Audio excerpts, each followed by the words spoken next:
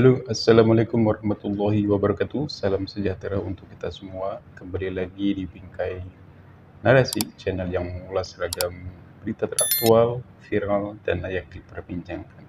Kali ini kita belum bergeser ya, masih membahas tentang ihwal perpolitikan kita, politik nasional tentunya di Pilpres mendatang 2024. Nah, kabar terbaru yaitu sebuah lembaga survei lokal, yaitu lembaga survei di salah satu daerah yang merupakan lumbung ya, lumbung suara yaitu Jawa Timur. Kita tahu Jawa Timur ini merupakan daerah yang memiliki pemilih yang terbanyak ya. Salah satu yang terbanyak yaitu Jawa Timur, Jawa Tengah. Di mana Jawa Timur ini memiliki pemilih yang bahkan di Pilpres lalu itu tembus mencapai 21 sampai 25 juta kalau nggak salah ya. Berbeda dengan provinsi lainnya, paling mentok itu 10 juta. Rata-ratanya itu 3 juta, 5 juta. Itu suatu provinsi. Berbeda dengan Jawa Timur dan Jawa Tengah ya. Di dua provinsi ini bahkan tembus di angka 20 juta. Nah, inilah menjadi perhatian. Lembaga survei ini juga patut diperhitungkan ya. Karena mengambil sampel di mana konstituennya, pemilihnya banyak sekali, yaitu mencapai, kalau tidak salah datanya, di atas 20 juta. Nah, lembaga survei ini merilis terbaru terkait tiga pasangan calon yang dipilih oleh warga Jawa Timur ya, yaitu Prabowo Subianto, Anies Baswedan, dan Ganjar Pranowo. Dan lembaga ini merilis tiga nama ini yang unggul menjadi pilihan warga Jawa Timur adalah Prabowo Subianto. Nah, kita lihat di sini lembaga survei. Lembaga ini bernama Surabaya Research Syndicate, yaitu yang disingkat SRC. Merilis elektabilitas calon presiden khususnya di wilayah Jawa Timur. Prabowo Subianto menjadi tokoh capres yang paling banyak dipilih, disusul Ganjar Pranowo dan Anies Baswedan. Nah, jumlah presentasinya dari lembaga ini yaitu Prabowo Subianto dengan perolehan suara 43,7%, sedangkan Ganjar Pranowo 39,5%, sedangkan Anies Baswedan 12,2%. Yang tidak jawab 4,6%. Ini angka yang cukup fantastis ya. Angka yang cukup luar biasa ya kenaikannya ketika Prabowo, apalagi Prabowo sekarang sudah didukung oleh partai-partai besar ya, partai-partai koalisi pemerintah juga, yaitu Golkar dan PAN. Jadi kita tahulah partai Golkar dan partai PAN ini adalah merupakan kontestan yang istiqomah yang mengikuti Pilpres dari tahun ke tahun, karena memang memiliki basis massa dan juga simpatisan yang cukup masif. Wajar ketika ada dukungan ke Prabowo, maka suaranya juga langsung melejit. Bahkan nyampe 43%, jauh sekali dari Anies Baswedan yang hanya 12,2%. Bahkan Ganjar Pranowo sendiri yang notabene-nya adalah warga Jawa Tengah ya, Jawa Timur, Jawa Tengah, yang Jawa lah gitu ya, justru tertinggal jauh juga, yaitu dengan angka 39,5%. Ini tentu menjadi wanti-wanti PDIP kalau memang mau hat-trick, tentu harus menjadi meresapi ya, meresapi hasil survei ini, apa yang salah dan apa yang harus akan dilakukan.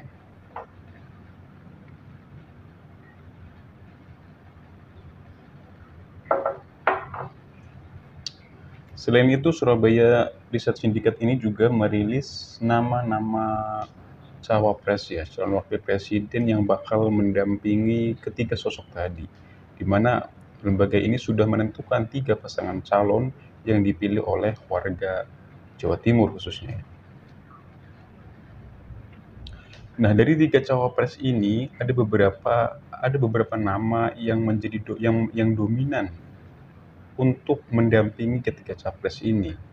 Prabowo Subianto itu didampingi oleh Erick Thohir, sedangkan Ganjar Pranowo itu oleh Sandiaga Uno, dan Anies Baswedan itu didampingi oleh AHY.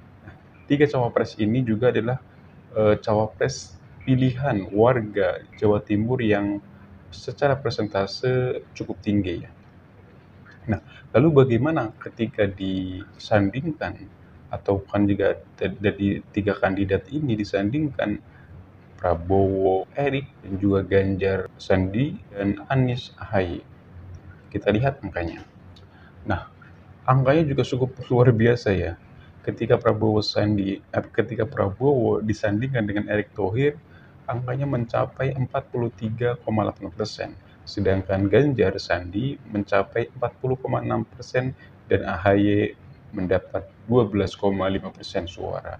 Ini masih terlampau jauh ya, karena kita sudah tahu juga dari pilihan warga Jatim itu ketika tanpa sebelum ada wakil, 3 presiden, warga Jawa Timur memilih Prabowo unggul jauh dari rival-rivalnya, Ganjar Pranowo dan juga Anies Baswedan. Dan ketika sudah mendapatkan tiket cawapres, warga Jawa Timur juga masih unggul jauh dibandingkan kandidat lainnya, yaitu mencapai 43%.